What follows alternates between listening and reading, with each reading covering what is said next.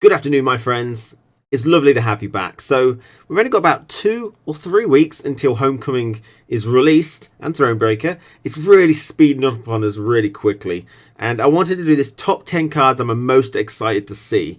Now, there's a lot of cards we don't know their abilities of. And these are the 10 that I really want to see what they do. They're cards that I either loved the characters of and I really want them to be very thematic, or I love the abilities of because I played with them a lot and there were some instances where they were really fun to play with. Or possibly I've just connected to the card in some other form. And I'm just really excited to see what these ones do over all the other cards in the game at the minute.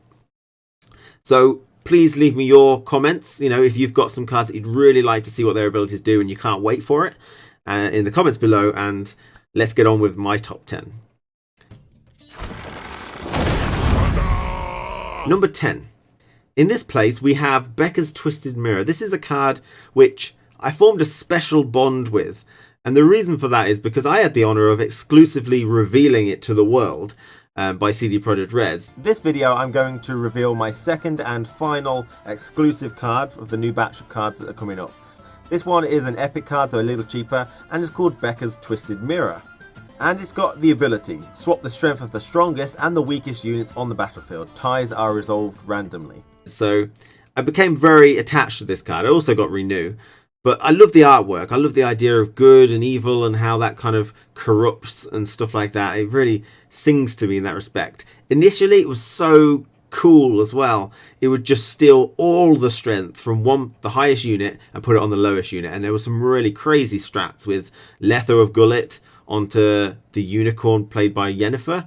Just switch it and it's just insane amounts of value. It's been lessened a lot, but I really want to see what it does because it's a card which I've formed a connection with. The reason it's number 10 is because I do think it's not going to change too much. I think the whole idea of switching is probably a smart thing for Beccas Twisted Mirror, so I think they'll probably try and keep that thematicness into the card. So that's why it's staying at number 10. Number 9. This slot goes to the Frightener. Now, this also goes to all Silver Spies in general, but the Frightener is the one that I'm really honing in on. I have a bias toward creatures and monsters and stuff like that, so you'll see quite a few on the list. But the Frightener, they're getting rid of card advantage spies, so what are they going to do with them? The Frightener is a big, gigantic creature that was summoned by a mage. It's got the potential to be, really quite impressive way it comes onto the board or the way it, what it does, its ability. So I'm hoping they kind of give it a really good thing, because it never really made sense that it was a spy. It wasn't a spy. I mean, if you're going to choose a spy, you'd choose something like a succubus or a doppler or something like that for monsters.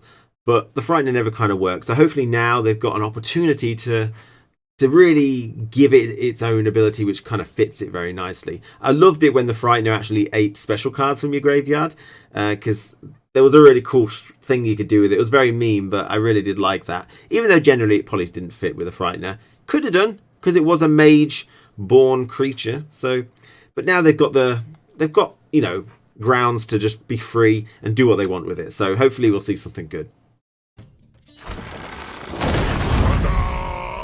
Number 8. So this one is actually a duo. This is actually the Bottling and the Lubricant.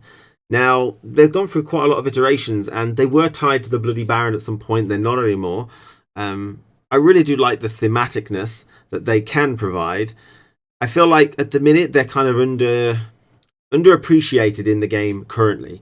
And I'm hoping they kind of revamp this and get that thematic link back to the Bloody Baron in some form. We know they're going to be separate cards. They're not linking too many cards together nowadays. But hopefully they can do some form of synergy. It kind of reminds me of the Unicorn and the Chironex for Homecoming that we've seen, where one gets undervalued and one gets overvalued. I don't like that, though. I didn't think that was particularly interesting. But hopefully we'll get to see something good with these two, because I do like the storyline and the thematicness, and hopefully they can tie it all together if they try. Number 7. This one belongs to Skjarl. Skjarl also had a big place in my heart. He was in the Pantheon of Gwent that I created. I believe he was the 3rd god of the Pantheon. And basically this Pantheon of Gwent was a list of cards that were the worst cards in the game from that particular patch. And Skjarl was 3rd, I believe. He was terrible.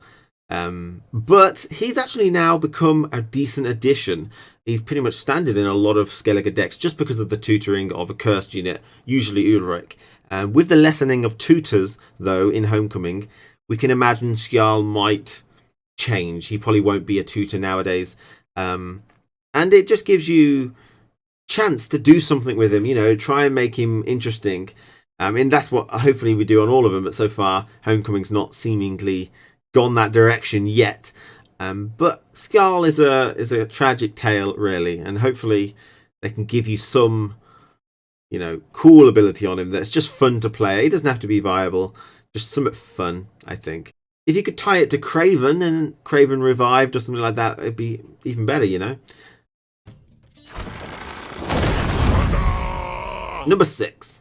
Number 6 goes to the Champion of Champions, also known as the Champion of Hov, although I prefer Champion of Champions. I really enjoyed playing with my champion. There was a time when he was a big meme. He basically strengthened himself by 2 every turn that he was alone on the row, and it was very difficult. But if you managed to do it, it was your champion just grew and grew and grew, and it was a good time. I think he's reasonably good now as the dual target. I think loads of people would say, yeah, he's all right. You sometimes play him, you decoy him, and you get quite a bit of value from him. And he counters some things too. He probably will be one of the more boring ones. I would say out of this list, I can probably say the Champion of Champion will probably still be just some sort of duel or some sort of damage card.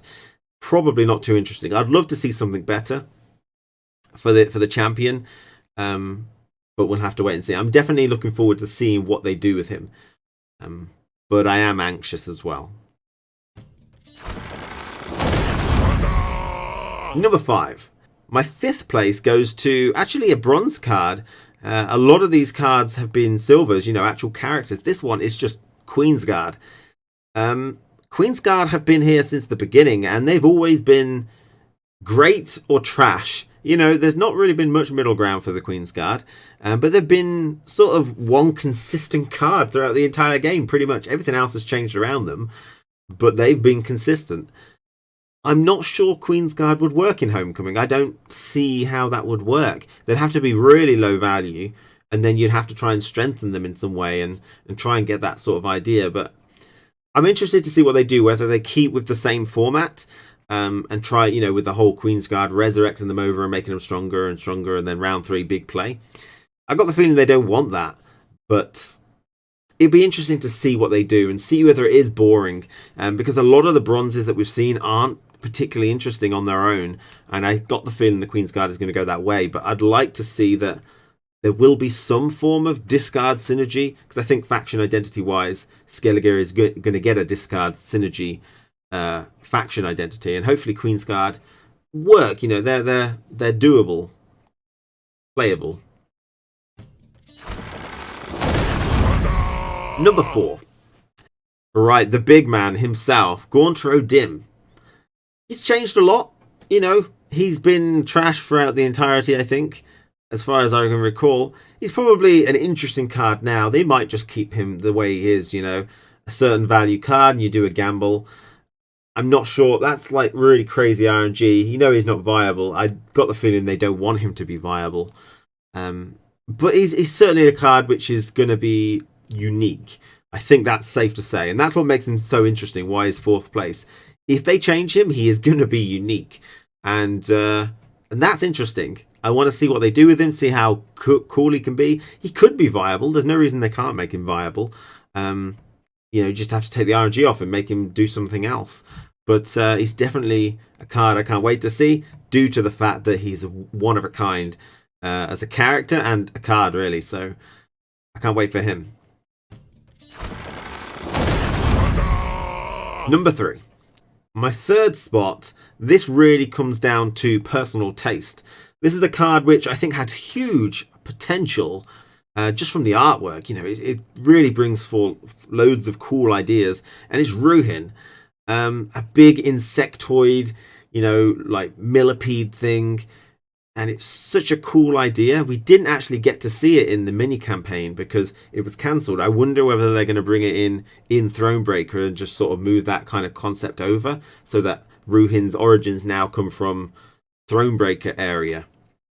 But, you know, currently he boosts all Cursed and Insectoid. It's not a bad idea, especially if there is some form of big Cursed or Insectoid thing going on.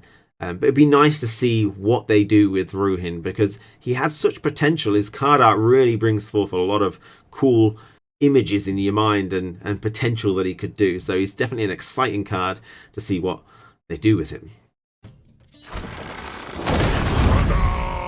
Number 2. Now, many of you might have thought this might be my number 1. If you know what my favourite character in the game is, then I think, you know, it's Drow.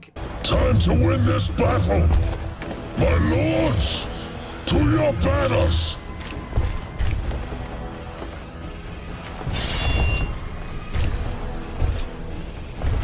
We enter the fray! Drow is just a god of epic proportions. Every single line he has is quotable and epic. You know, he is so cool. Now, we've seen him in loads of different variations, and he's always been quite epic, I think. The first iteration, he just destroys everything of 3 strength or less, and then you get lots of fiery explosions like crazy if you manage to get it off. Currently, he spawns loads of draw gears, which I think is very thematic. It does work. One of the big things about Drow is that I think it's been confirmed that he's actually a Northern Realms card now, not a Monsters card, because if you know the lore, he's more Northern Realms based than he is Monsters. This just increases his mystery by tenfold, you know. What are they going to do with him? Is he going to be as epic? I want him to be as epic. His voice lines are epic and he needs an ability to match it. But he's going to be a Northern Realms one. Northern Realms is not my favourite faction. Although, in Thronebreaker we saw Reynold Odo, and his ability did get me excited for Northern Realms. So, hopefully we'll see something great from Drow, because it's only fitting. He is a great character.